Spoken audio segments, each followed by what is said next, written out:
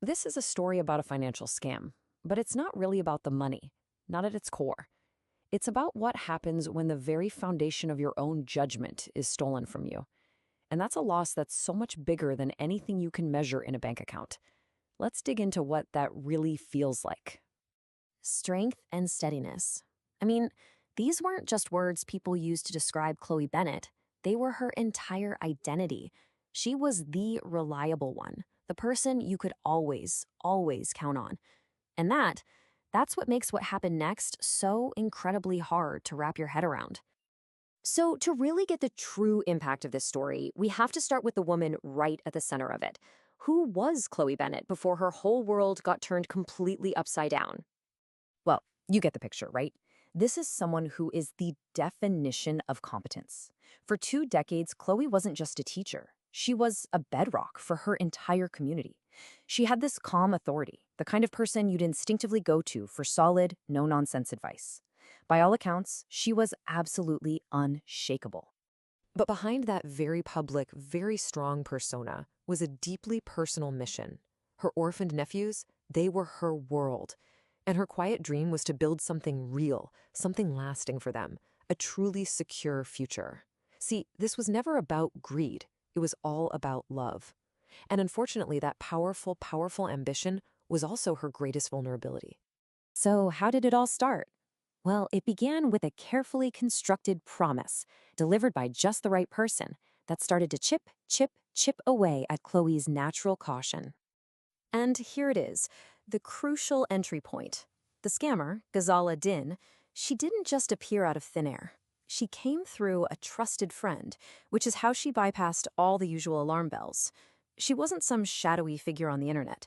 She was sophisticated, confident, and sitting right across the table. And this is a classic tool right out of the manipulator's playbook. Ghazala used a language that Chloe wanted to understand but didn't quite grasp. Words like compound growth and asset-backed security, they weren't just terms, they were weapons, designed to create this aura of untouchable expertise and make Chloe feel like she was being let into a very exclusive world. And right here, this is the moment. The pitch makes a critical pivot from the technical stuff to something deeply personal. Ghazala stopped selling an investment and started selling Chloe her own dream right back to her. That line wasn't just a sales tactic, it was precision engineered to connect with her deepest motivation, taking care of her nephews. And that emotional connection, well, it had a tangible result. £3,000. Look, it wasn't a life-changing fortune, but it was significant. It was a real, concrete step toward the dream she had for her family. It was her trust converted into cash. And now we get to watch as that carefully built dream just completely collapses. And the speed at which everything falls apart is, well, it's truly shocking. Just look at how fast this happens. It starts with a small digital error, an email bouncing back, recipient unknown. Okay. Then Ghazala's phone just goes silent. The anxiety starts to build. The call to the company, that's the moment her stomach just drops. There's no record. And finally, the last hope for any kind of institutional help is just dashed at the police station. Each step is another door slamming shut in her face. Can you imagine hearing those words coming from the police? It just captures this crushing indifference she faced. Her world-shattering betrayal was just dismissed as paperwork. In their eyes, she wasn't the victim of a crime. She was just someone with a civil dispute. And in that one moment, she was truly, completely alone. So the external events were over, but the internal aftermath, that was just beginning. This is where the real, lasting damage was actually done. And this is the real torment, isn't it? The financial loss is one thing, but this is something else entirely. Her own mind becomes a prison, endlessly replaying every single moment, searching for the one red flag she missed, turning every memory of trust into a monument of her own failure.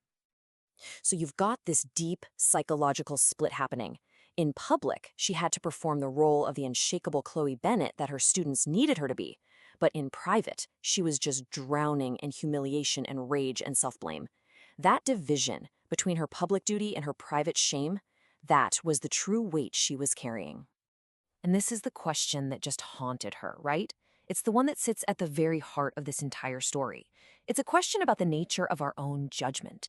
How can someone so strong, so careful, be so completely and utterly deceived? The answer isn't that she was foolish. It's that her deepest hopes were used against her. So, what is the ultimate takeaway from all of this?